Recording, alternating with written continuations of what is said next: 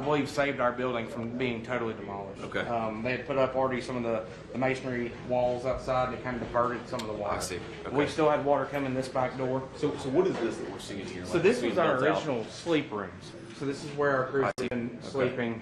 And prior to the storm taking place, these rooms were still intact. We still had people taking up these rooms in the evenings. Yeah. Once the storm hit, we had to pull everybody out of here. Okay. Due to the growth and the danger and the hazards. How high was the water back So in the general building, we had about 6 inches across the building.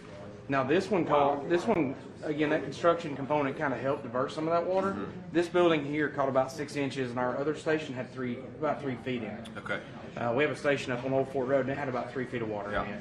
Now, can you tell, because obviously you hear about the water rises so fast. Do you know when you're in here and it's 6 inches, do you have any confidence? Well, hell, in an hour it could be at 3 feet or even higher. No. Or you just kind of have to guess at what's going on. Okay. With us, Chief's been here the longest out of all of us, but he said he'd never experienced anything like this in his time.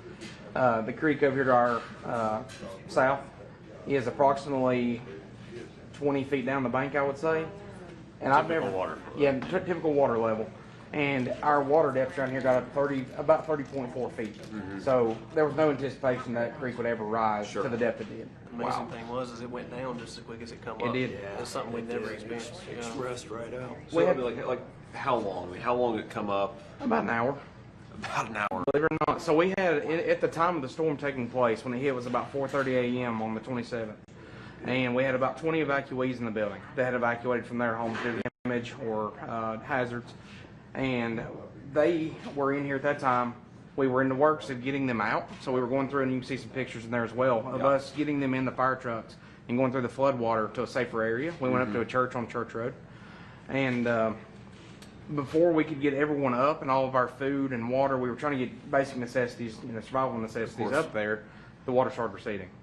So it went up. It went up in about 3 hours, the constant rise, and went down in about an But hour. we had no clue how far it was going. Yeah, we was watching it out the back door rotate houses this direction. So There's a picture of that as well. The house just across the road got turned about 90 degrees. So it's a full-size ranch-style home. Got turned 90 degrees and basically set down? Yeah. Jeez. So it went up with the water, turned 90 degrees, and set back down. In a matter of hours, Yes, sir. basically.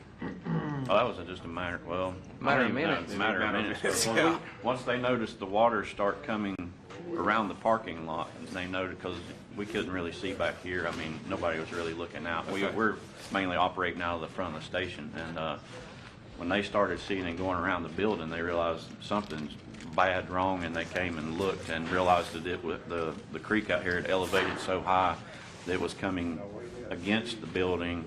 And pretty much by the time they started telling everybody, let's get our cars moved, let's figure out what we're going to do, the water came up so fast they literally just started having to put evacuees into fire trucks and try to get out. And before they could even get to Charlotte Highway around the building, they had to turn around and come back through 3 feet of water. It came up to about 3 feet of water in a matter of minutes. Yeah.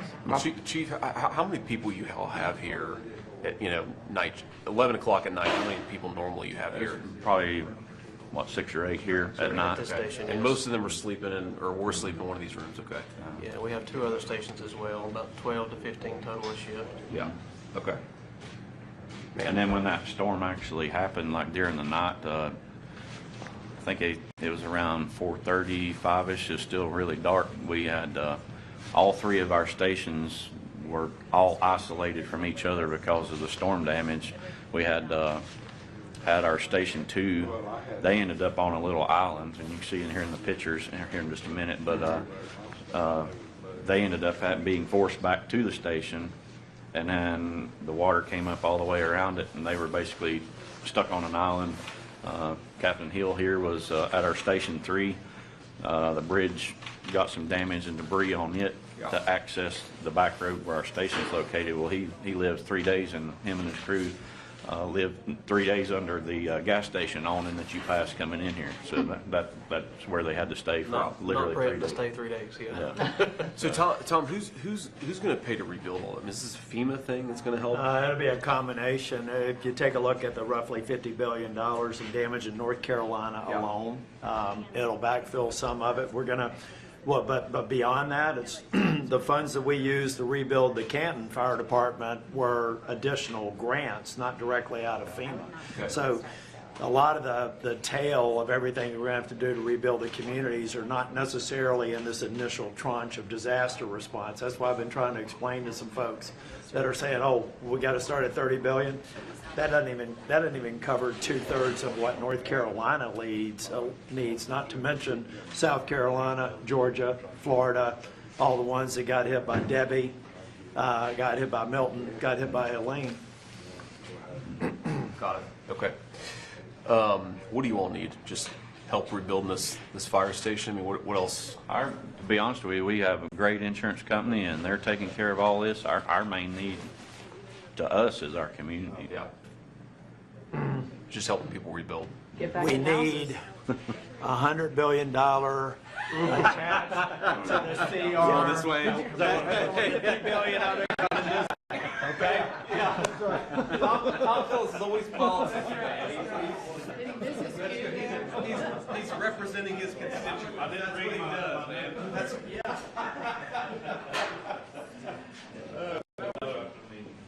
He's right. I mean, our community, Gary Creek community, all this whole entire area. We've got personal bridges, personal homes, we've got some that go to 20